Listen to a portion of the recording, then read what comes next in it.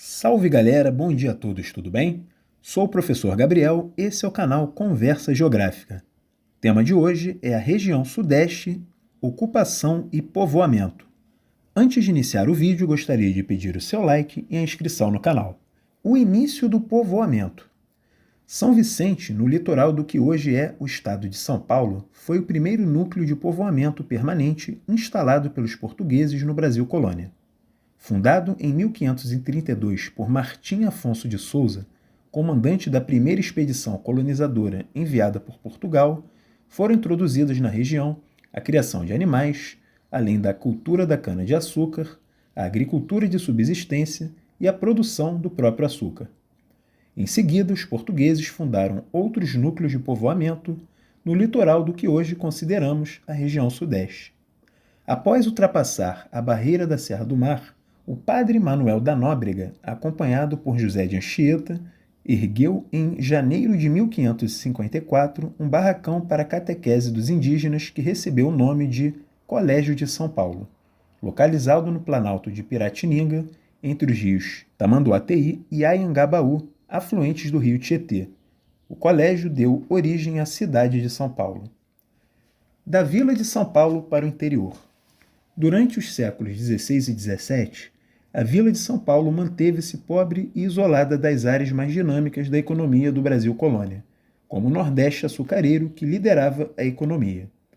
A vila de São Paulo tinha poucos habitantes que se dedicavam principalmente à lavoura de subsistência. No entanto, foi nesse período que São Paulo se tornou centro irradiador de bandeiras, em direção ao interior, com o objetivo de aprisionar indígenas e vendê-los como escravos para as áreas açucareiras do Rio de Janeiro, da Bahia e de Pernambuco. Outras bandeiras se organizaram no objetivo de descobrir ouro e pedras preciosas, o que ocorreu por volta de 1695 na região das Minas Gerais. Devem-se a essas expedições armadas o início do povoamento do interior e da construção de espaços geográficos, não apenas no Sudeste, mas também nas atuais regiões Centro-Oeste e Sul. A mineração e a produção de espaço. Com a descoberta de ouro e de pedras preciosas nas Minas Gerais, no final do século XVII, ocorreu intensa migração de pessoas do Nordeste e de São Paulo e até mesmo de Portugal para a área da mineração. A região das Minas Gerais tornou-se, então, a principal área econômica do Brasil colônia no final do século XVII e parte do século XVIII. Para ficar mais próximo daquela região, o centro político-administrativo da colônia foi transferido em 1763 de Salvador para a cidade do Rio de Janeiro. A atividade mineradora nas Minas Gerais deu origem a vilas que se transformaram em cidades.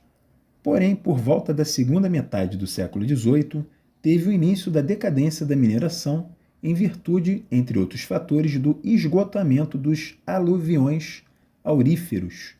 Com isso, a economia mineira regrediu a um nível de autossubsistência. O espaço geográfico, até então construído, tornou-se uma área de repulsão de população, onde famílias migraram em busca de solos mais férteis para a agricultura. Muitos se dirigiram para áreas dos atuais estados de São Paulo e do Rio de Janeiro. A cafeicultura e a produção de espaços geográficos no Sudeste. Com o declínio da atividade mineradora, buscou-se um produto que pudesse garantir os ganhos da colônia. O produto encontrado foi o café, planta de origem africana introduzida no Pará em 1727. A cafeicultura, porém, não trouxe resultados esperados pelos produtores nos primeiros anos. As exportações dos grãos de café começaram a crescer somente em 1816, e pouco tempo depois, em 1822, o Brasil conquistou sua independência política em relação a Portugal. A expansão da cafeicultura no Sudeste. A primeira metade do século XVIII, o café passou a ser cultivado no Maranhão e por volta de 1770 na Bahia. Entretanto, foi no Rio de Janeiro inicialmente que a cafeicultura se instalou com êxito. Desse modo, as imediações da cidade do Rio de Janeiro tornaram-se um centro irradiador da cafeicultura a partir do final do século XVIII.